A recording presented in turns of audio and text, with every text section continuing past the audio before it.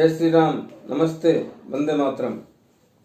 मैं मदन मोहन लखोटिया आज दिनांक 25 अक्टूबर 2020 रविवार को ग्रह और सितारों नक्षत्रों के आधार पर आपको कुछ बताने की संभावनाएं प्रकट करने जा रहा हूं। आज का हमारा विषय होगा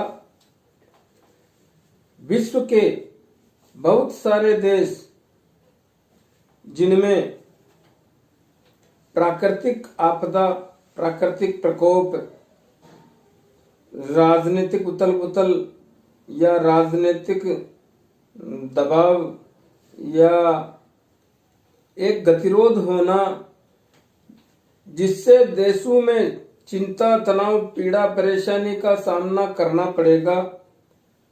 आइए इस पे विचार करते हैं कि विश्व समुदाय के किन किन राशि के देशों में किस किस प्रकार की और कब कैसी व्यवधान की व्यवस्था बन रही है, इस व्यवधान को समझाने का प्रयास करते हैं। आप सबसे मैं निवेदन करना चाहूंगा कि इस वीडियो में आगे बढ़ने से पहले मैं आपसे करबद्ध निवेदन करना चाहूंगा कि आप मुझे सब्सक्राइबर करें, मेरा हौसला बढ़ाने का अपना सहयोग दें, ताकि मैं आपको बराबर बोलने का ध्यान रखूं और कम से कम मेरे को कमेंट्स तो दें कि आप मेरे से अगला वीडियो किस पे बोलना चाहते हैं, बुलवाना चाहते हैं। तो मैं आपसे यही गुजारिश करूंगा कि मुझे सब्सक्राइबर करें। आइए दोस्तों देखते हैं। तो मैंने इस विषय पे एक प्रश्न कुंडली बनाकर उसका अवलोकन किया।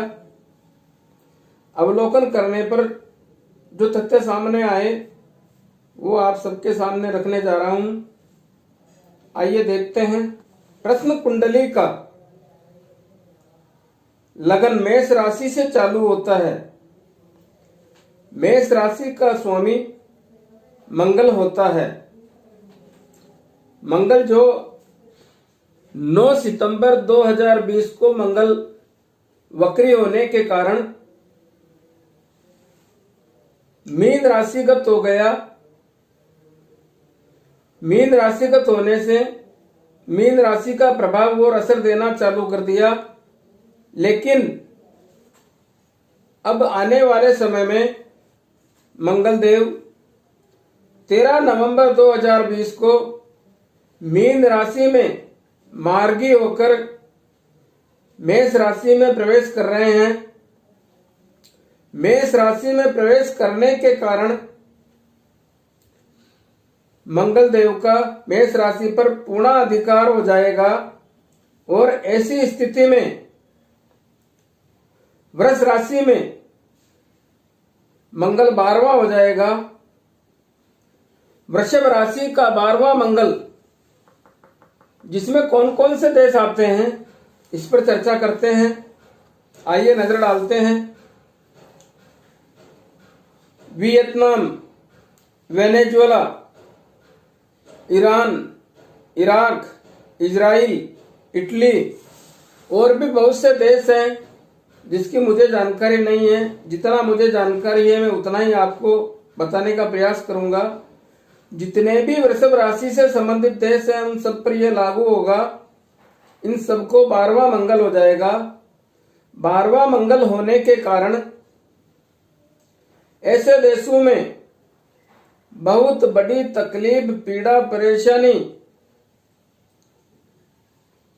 एक असामान्य गतिविधि, अपने आप में परेशानी, ऐसी अवस्थाएं चालू हो जाएगी जिसके कारण बहुत बड़ा संकट का सामना करना पड़ेगा।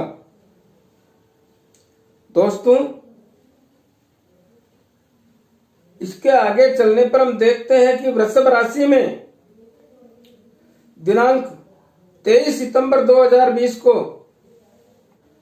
राहु देव का आगमन हुआ है। राहु देव का आगमन होना वृषभ राशि में यह भी एक चिंता का विषय है। राहु देव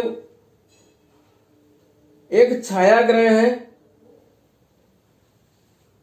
झूठ, कपट, पाखंड, अन्याय, गलत नीति, चोरी चकारी, जितने भी अनैतिक कार्य हैं, इन सब में राहुदेव का महत्वपूर्ण सहयोग रहता है।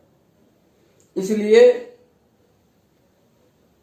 वृषभ राशि में राहुदेव का बैठना भी एक दुखदायी प्रश्न की ओर संकेत प्रदान करता है। साथ ही साथ मैं यह कहना चाहूंगा कि 15 नवंबर 2020 से सूर्यदेव वृश्चिक राशि में प्रवेश करेंगे। वृश्चिक राशि का सूर्यदेव वृषभ राशि पर सप्तमेश दृष्टि डालेगा। सूर्यदेव की सप्तमेश दृष्टि वृषभ राशि के लिए ठीक नहीं होती है। सूर्यदेव की सप्तमेश दृष्टि किसी भी ग्रह पर पड़े, चाहे कौन सा भी ग्रह हो, कौन सा भी घर हो, ठीक नहीं होती है। इसलिए यह भी एक चिंता का विषय रहेगा। इसके बाद बात करते हैं हम दूसरी राशि के देशों के बारे में बात करते हैं। कन्या राशि। कन्या राशि से संबंधित जैसे पाकिस्तान, फिलीपींस, पेरू, पोलैंड, ऐसे देश, इनकी स्थिति भी बड़ी विकट, दयनीय, परेशानी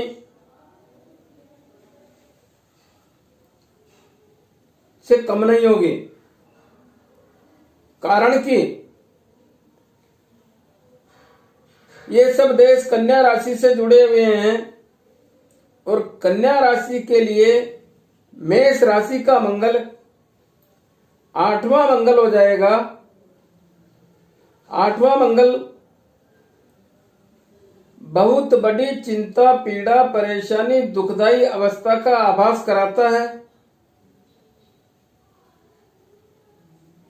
एक दयनीय स्थिति का संकट खड़ा कर देता है। आदमी को सोचने समझने जैसी स्थिति से बहुत दूर कर देता है। कई प्रकार की चिंता, तनाव के साथ अवरोध पैदा कर देता है। तो मैं यह कहना चाहता हूं कि कन्या राशि के लिए 8वां मंगल और बाकी ग्रह जिनका मैं एक साथ स्पष्टीकरण दूंगा, तो यह भी एक चिंता का विषय रहेगा। इसके आगे चलते हैं। वृश्चिक राशि से संबंधित देशों के बारे में बोलूंगा, जैसे नेपाल, नाइजीरिया, न्यूजीलैंड, नीदरलैंड, ऐसे देश जिनके लिए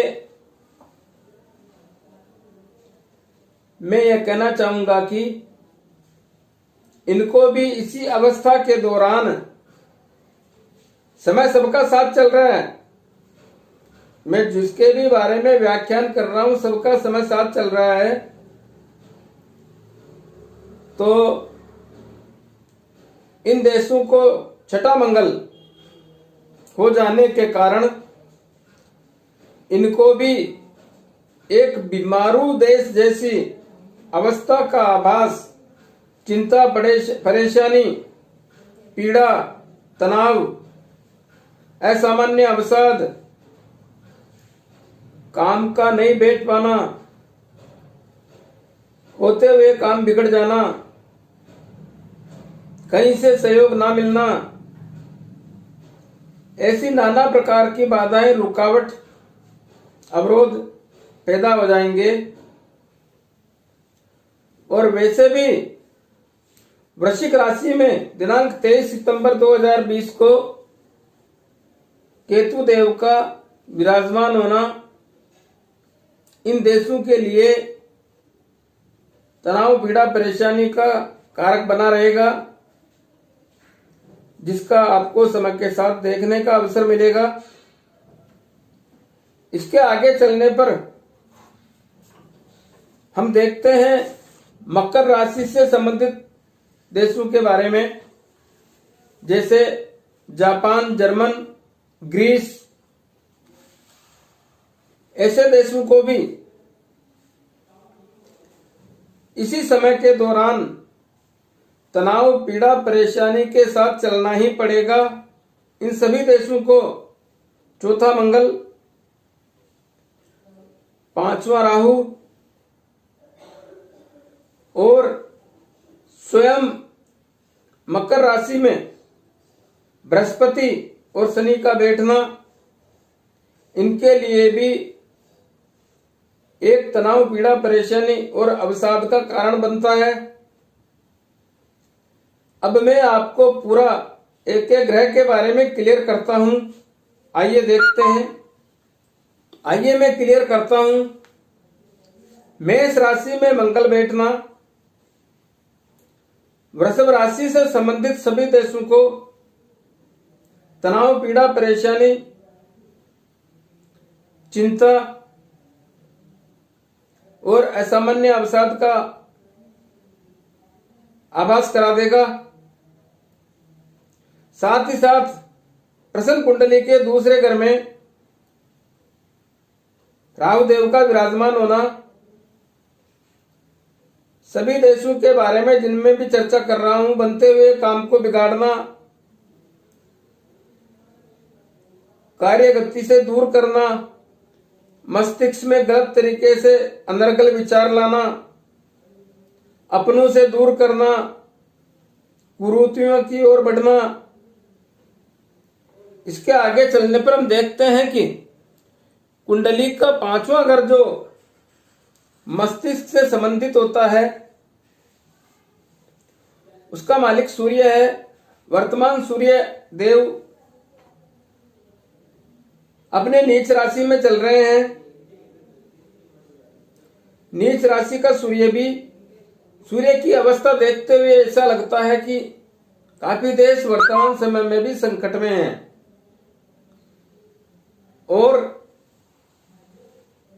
इस समय प्रश्न कुंडली के सप्तमें होकर सातवें घर में बैठे हैं, साथ में बुध बैठा है, तो नीच राशि का सूर्यदेव अवरोध पैदा करते हैं।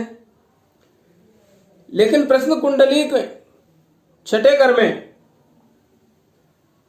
राक्षस गुरु शुक्रदेव जो नीच राशि में बैठे हैं, कन्या राशि शुक्रदेव के लिए नीच राशि हो जाती है, में विराजमान है। यह भी बहुत बड़ा पीड़ा का कारण रहेगा। अष्टमेश केतु,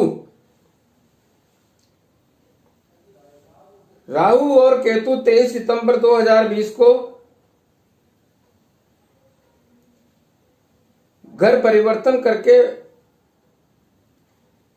वृषभ और वृश्चिक राशि में आने के कारण केतु अष्टमेश हो गया और यह भी इस समय इन देशों को चिंता की परिधि से बाहर नहीं जाने देगा। हम आगे चलते हैं। हमारा संकेत कुंडली के दसम घर की ओर है। दसम घर जो मकर राशि का है, में मकर राशि में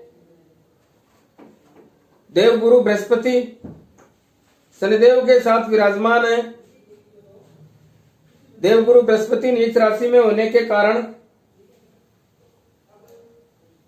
बहुत बड़ा संकट, पीड़ा और व्यवधान पैदा कर देते हैं। साथ में शनिदेव होने से शनिदेव का स्वभाव भी बड़ा जटिल और कठिन होने के कारण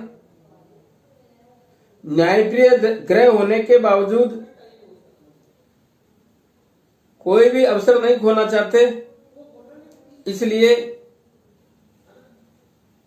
ये सभी देश